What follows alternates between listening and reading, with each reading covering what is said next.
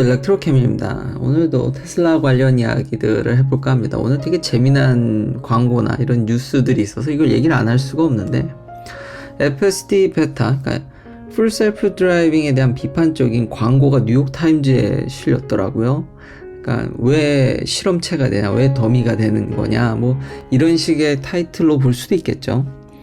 그리고 제가 오늘 이거 하고자 하는 얘기는 뭐 이 광고도 있어서 이제 생각나는 것도 있지만, 구독자님께서 이미 제가 아마 한국에는 이걸 제가 제일 빨리 이런 소식들을 종합해서 제일 빨리 얘기한 것 같은데, 이제 오토파일럿에 대한 안전성, 이런 스태티스틱에 대해서 이제 얘기를 했는데, 구독자님과 그 댓글에 보면은 그 오토파일럿은 제한적으로 이제 작동을 하고, 특히 이제 많은 사람들이 테슬라를 타시는 분들이라면은 벌써 아무리 이제 의식하지 않고 실행을 해도 한 반년? 뭐 늦어도 1년 정도 써보면은 오토파일럿이 잘하는 도로가 있고 못하는 도로가 있는데, 그 사고 없이 계속 긴 거리를 가는 게 무슨 의미가 있냐, 뭐 이런 반론들이 있었습니다.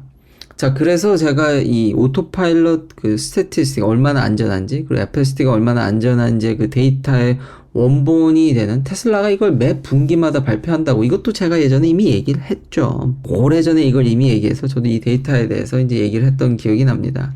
중간중간 저는 이제 업데이트 식으로 나오자마자 이렇게 얘기하는 편인데, 이제 메서덜러지를 보자라는 거죠. 그러니까 어제 제가 논문도 얘기했었죠. 삼성의 그런 네이처 논문. 그러면 항상 이제 논문 막바지에 보통 그런 저널들은 내가 이 실험을 어떤 방식으로 했고 어떤 재료를 썼고, 심지어 그런 그 재료면은 어디서 샀는지, 화학계열 중 뭐 시그마 알드리치라든지 여러 가지 뭐 화학회사들 그런 것들을 명시한다든지, 아니면 만들었으면 어떻게 만들었는지, 뭐 그게 이제 기본적인 셋이긴 합니다. 그러니까 그런 자세한 것들을 밝혀야 되는데, 역시 이 오토파일럿 안전성에 대한 스태티스틱 역시도 메소더러지, 내가 이걸 어떻게 측정했는지에 대한 것들이 상세하게 테슬라 홈페이지에 가면 적혀 있습니다. 자, 그래서 메소더러지를 보자라는 거죠. 여기 보면은 오토파일럿에 대한 스태티스틱이 굉장히, 테슬라가 밝히기로는 컨서버티브, 굉장히 보수적으로 했다고 쓰여져 있습니다. 그러니까 오토파일럿이 디액티베이트 됐어도 그 5초간의 그 충돌이 있기 전에 5초까지. 그러니까 어떤 뉘앙스로 써져 있냐면은, 그러니까 어느 정도 테슬라도 이걸 아는 겁니다. 그러니까 잘하는 부분이 있고 오토파일럿이 못하는 부분이 있다라는 게 이제 운전자들이 느끼는 부분인데, 그런 것들을 어느 정도는 고려를 해서 스태티스틱을 다 짰다라는 거죠. 그래도 물론 완벽하지 않습니다. 그런 식으로 이제 설명이 좀 장황하게 돼 있지만, 그렇지만 더 중요한 거는 그런 폴리시 데이터, NHTSA가 쓰는 그 데이터 역시 뭐 완벽하냐라는 거죠. 그렇지 않다라는 거죠. 밴더. 그러니까 뭐 이렇게 크게 리포트 되지 않거나 이런 것들을, 그러니까 누락되는 아주 소규모 사고들도 상당히 많았다라는 겁니다.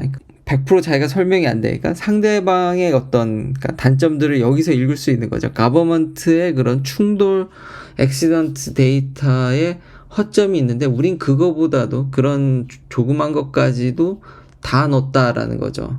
그러니까 어느 정도 오토파일럿이 잘 가는 도로도 있지만, 이런 메서덜러지를 보면은 이 스태티스틱이 얼마나 보수적으로 되어 있고, 실제 우리가 보는 교통사고 데이터에서 좀 누락되거나 그냥 예측치, 아니면 마이너 크래시라든지 이런 것들 없어진 부분들, 누락된 부분들. 근데 지금 테슬라의 데이터는 그렇지가 않다라는 거죠. 물론 저 역시도 FSD가 완벽하다는 걸 얘기하는 건 아니지만, 확실하게 저는 이거는 100% 이거는 주행 보조에 있어서는 거의 타의 추종을 불허합니다. 그리고 확실하게 이 세상 어떤 차보다 안전한 건 맞습니다. 이거는 써보면은 그게 저도 이제 테슬라를 한 3년 넘게 타가는 거죠. 그러면은 그건 확실히 와닿습니다. 차가 계속 진보하면서 안전하다는 느낌을 지울 수가 없습니다. 제가 지금 뭐 렌트카를 뭐 일 때문에 뭐 탄다라든지 주변에 내연기관 오너들도 여전히 있지 않습니까? 뭐 이런저런 얘기를 하다 보면은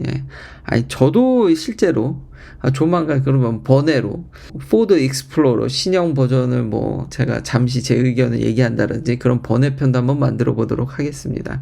거기 뭐 주행 보조가 덕지덕지 다 있는데 아예 해도 뭐 모든 차를 제가 뭐 전문 자동차 또 얘기를 많이 하지만 그렇다고 아주 전문 리뷰는 아니니까 모든 거를 다 제가 이렇게 평균적으로 얘기하기는 어렵지만 그래도 주변에 이런 내연기관 오너들이라든지 저 역시도 계속 가끔 렌트카라든지 이런 걸 타는 것들의 정보들을 정합해 보면은 테슬라가 자율주행이라는 목표에서는 조금 기대치가 높으면 그건 좀 부족하지만 안전성에 있어서는 주행보조 안전성에 있어서는 타의 추종을 불허하는 거는 맞습니다. 플러스 일론 머스크 트윗에도 이런 얘기가 있었는데 저는 한 건 정도는 왜냐하면 저 역시도 이런 팬들밴들 이런 낮은 레벨의 사고도 사고라고 생각을 했기 때문에 그때 한번 논란이 있었는데 한 건 정도는 좀 애매모호한 게 있었다고 생각을 했는데 그래도 엄청난 수치죠. 왜냐하면 지금 2만 명이나 쓰는데 한 건으로 했다라면 대단한 건데 오늘 이런 트윗들을 다시 한번 보니까 요 기사 때문에 제가 이런 메소더러지나 이런 트윗을 다시 보니까 일론 머스크가 여기에 답을 달아놨더라고요. 한 건도 없답니다. 물론 뭐 딴짓하거나 고의성이 약간 좀 어뷰즈한다라는 느낌이 들면은 확 뺏어버린다라든지 뭐 관리를 하긴 했지만 사고 한 번 없이 이 큰 데이터셋이라고 해야 되나? 이 2만 명이나 되는 사람들을 어쨌든 매니징해서 사고 없이 이걸 다 진행시켰다라는 게 그리고 좌회전 우회전도 하죠 사거리에서. 근데 아직까지 사고가 없었다라는 건 역시도 완벽하다는 게 아닙니다. 그렇지만 주행보조로서는 더할 나위 없이 좋고 안전한 게 맞습니다. 저는 감히 제 현재까지는 완벽한 차는 존재하지 않지만 그중 안전한 차는 맞습니다. 그래서 이런 광고나 이런 것들이 뭐 오히려 노이즈 마케팅인가요? 뭐 테슬라의 홍보를 이렇게 아예 도와주는 걸 수도 있고 뭐 아는 사람이 보기에는 그렇다는 생각도 들고요. 그리고 FSD 10.9가 이제 롤아웃 된다고 그것도 제가 먼저 이미 어제 다 얘기를 했기 때문에 이렇게 차츰차츰 그러니까 사람들의 기대치가 근데 좀 높죠. 다시 한번 얘기하지만 그러니까 그러면 우리보다 더 안전한 차가 있냐라는 거죠. 그래서 저는 이 광고가 참 재미나게 다가왔습니다. 그리고 메소더러지를 보면은 이런 크래시 데이터도 그냥 사고 난 거 카운트하면 되는 거 아니야 라고 했는데 생각보다 미국 내 데이터들 보면은 누락되는 게 많더라. 그래서 이 데이터의 어떤 신뢰성이 떨어지진 않았지만 이 세상에 완벽한 어떤 실험 데이터나 이런 계측 장비 이런 건 없습니다. 그러니까 다각도로 봐야 된다라는 점 그건 굉장히 중요한 포인트입니다.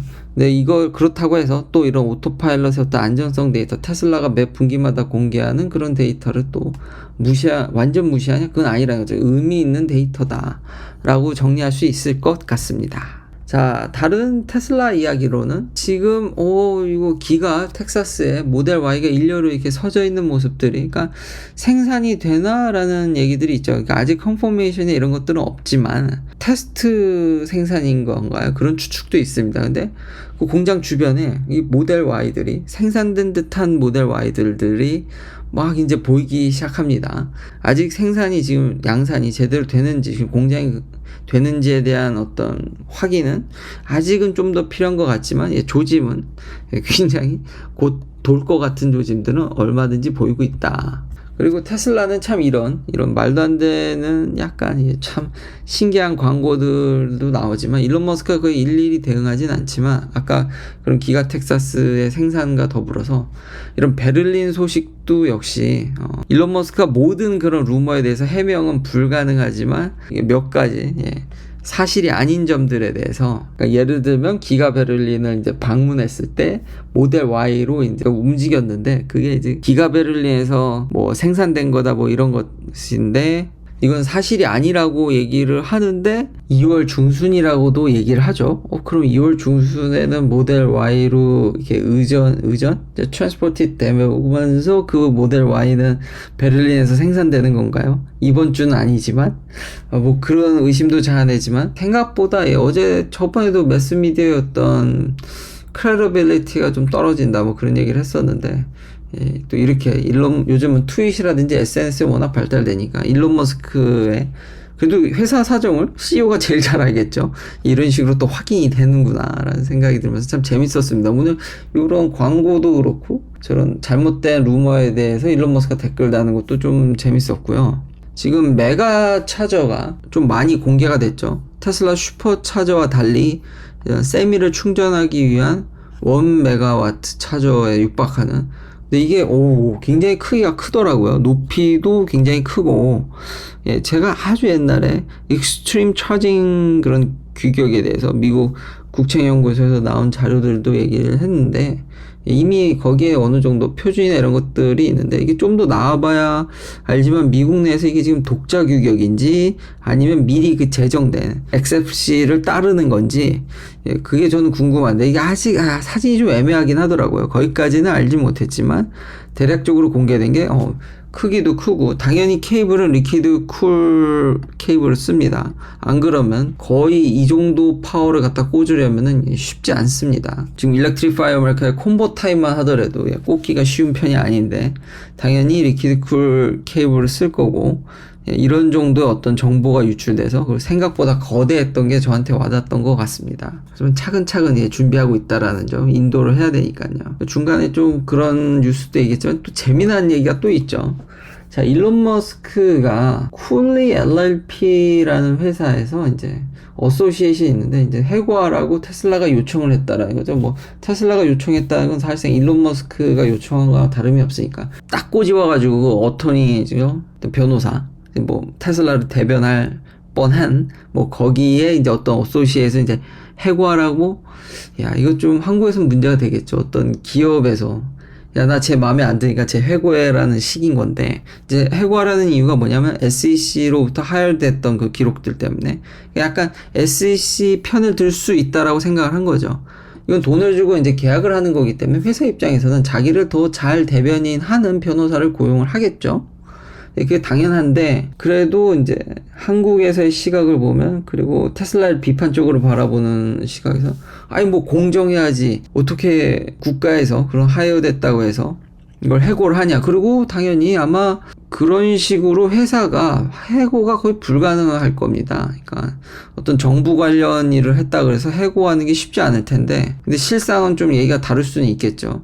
그래서 좀 일론 머스크의 안 좋은 면이라고 비춰질 수도 있는데, 이게 재미난 게 뭐냐면, 어쨌든 테슬라는 대기업이고 이제는, 그리고 정말 큰 기업이고, 이런 고객을 자기의 어떤 커스터머로, 변호사의 어떤 그런, 아니면 이제 로펌에서 테슬라를 고객으로 둔다라는 거는 어마무시한 이득일 텐데, 재미난 거는 그래서 이 쿨리 LLP가 그럼 해고를 했냐? 해고하지 않았습니다. 테슬라가 그렇게 요청을 했음에도 불구하고, 저는 전혀, 제가 이쪽 방면의 전문가가 아니니까 이 로펌에서 전혀 해고를 하지 않았고, 테슬라 역시도 그럼 일을 진행하지 않았겠죠. 한국 같으면은 대기업이 이렇게 뭐 누구 해고해야 하고, 난 그럼 너랑 계약 안 할까 이러면 아마 그런 해고될 확률이 좀 그런 분위기가 할지 안 할지는 잘 모르겠지만, 저도 그래서 조심스럽다. 이 뉴스는 이미 며칠 전에 나왔지만 그래서 얘기를 안 했던 건데, 뭐 그렇지 않을지는 잘 모르겠지만, 여기 미국은 참 그러면 오히려 더 역풍을 맞을 수도 있고, 이 회사가 해고한 것 때문에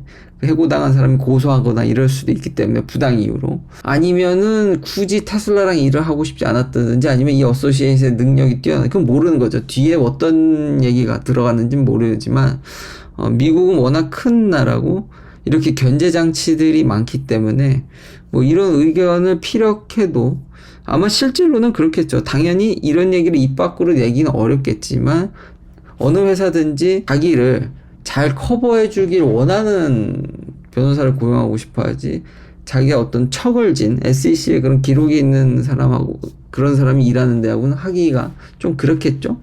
그건 알지만, 그렇다고 이런 것들이 참 기사화 된다라는 게, 그리고 중요한 점은 이분이 해고 안 당했다는 점, 그리고 회사도 뭐 그런 거 거부했고, 그러면 당연히 이제 계약이 성사가 안 되는데, 어쨌든 테슬라는 당연히 미디어 팀이 없으니까 자세한 코멘트를 안 한다는 점, 이런 부분들이 한국과의 차이라고 해야 될까요? 조심스럽지만 뭐 솔직하게 의견을 게시할 수도 있고 어쨌든 해고는 안 됐다. 또 그래서 재미나게 읽었습니다. 그런 내용들이 재미나게 다 나와서 이렇게 한번 소개를 해봤고요. 자, 마지막은 자율주행 트럭입니다. 제가 이 부분이 좀 빨리 개화될 수도 있겠다는 얘기를 했는데 웨이모도 본격적으로 뛰어들었고 커스터머를 좀 찾은 것 같긴 합니다. 제대로 된. 그리고 저 역시도 이거 하루빨리 지금 기대하는 게 뭐냐면 이 차를 그러니까 쇼핑하는데 뭐 로드트립을 할 수도 있겠죠. 그렇지만 동부에서 서부로 차를 보낸다든지 이런 일을 하게 되면요, 어떤 큰 대기업의 대량 물량의 로지스틱이 아니라 개인이 어떤 자동차를 보낸다든지 좀 컨테이너 정도의 큰 걸 보내는데 참 어이가 없는 게 미국의 이런 카 쇼핑 비즈니스는 약간 좀 솔직히 개판입니다. 그러니까 뭐가 개판이냐면 많은 유튜버 리뷰를 볼 수도 있습니다. 이렇게 절대로 우버나 어떤 UPS, 페덱스 같이 그렇게 보내는 게 아니랍니다. 왜냐하면 이쪽 동네 비즈니스가, 그리고 실제로 미국에 적지 않게 이런 중소 어떤 로지스틱에 담당하는, 그러니까 대기업이 직접 갖고 있는 것도 있지만 상당량의 또 물류들이 이렇게 조그만한 어떤 트럭 개인의 어떤 아니면 중소기업으로 움직이는 경우가 많은데, 그런 것들이 제대로 체계화되지 않고 차를 그러니까 어떤 이렇게 보내는데, 보통 차를 보내면은 한두 대만 보낸다. 뭐 예를 들면 제 걸 보낸다 그러면은 돈을 왕창 내면야 가게 하겠죠. 근데 보통은 이제 8, 9명을 묶어서 하기 때문에 그 캐리어가 다 차기 전까지 혹은 저가의 그런 라웃이 형성될 때까지는 가질 않습니다. 그래서 항상 이런 게 중요한 게, 미국에서 차를 보낼 때 개런티드가 되냐, 이제 보장이 되냐 안 되냐. 왜냐면 픽업 대기도 지 맘이고 드랍하는 것도 그날 라우트에 따라서 이게 좀 변동이 있습니다. 그러니까 참 이런 것들을 계획하는데 되게 어려움이 있고, 물건을 세상에 보내는데 내가 돈을 이런 차라는 비싼 물건을 보낸다든지 다른 컨테이너도 많습니다. 그러니까 대기업용이 아니라 대량으로 움직이는 게 아니라 개개인이라든지 소규모로 컨테이너나 어떤 큰 물건을 보내는 것이 내가 이날 보내겠다고 해서 보내지지 않는다라는 점, 뭐 도착 날짜를 픽스할 수 없다라는 점, 그걸 픽스하려면 돈을 어마무시하게 내야 된다라는 점. 보통 차를 서부에서 동부, 동부에서 서부로 보내는데 뭐 싸게는 1,500불에서 비싸게는 2,000불이니까 지금 환율은 240만 원이죠, 대당.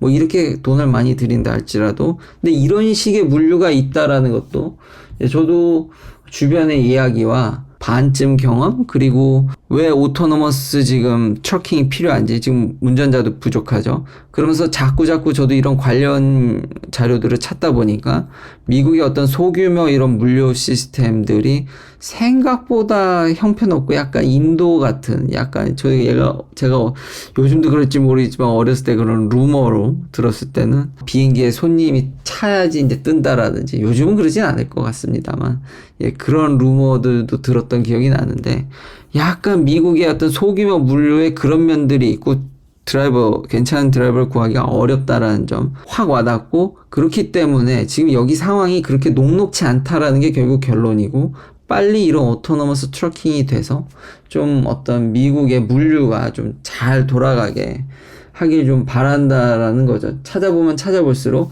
정말 이 동네가 이런 자율주행이 매우 시급하다라는 것을, 어떤 자동차를 보낸다라든지, 왜냐면 이런 것도 제가 관심 있어서 계속 보는 게, 일론 머스크가 무리하게 돈을 안 쓰고 연말 밀어내기를 안 한다 그랬죠. 그러니까 딜리버리 하는데, 카쇼핑 하는데, 왜 그랬는지도 좀 알겠더라. 계속 관심 있게 보다 보니까 이런 물류가 소규모 어떤 안 좋은 면들이 미국 내에 있었다라는 겁니다. 그러니까 하루빨리 좀 자율주행 트럭들이 이런 부분들을 잘 해소해 주길 바라겠습니다. 긴 영상 시청해 주셔서 감사합니다. 내일도 테슬라 관련 이야기들로 찾아뵙겠습니다.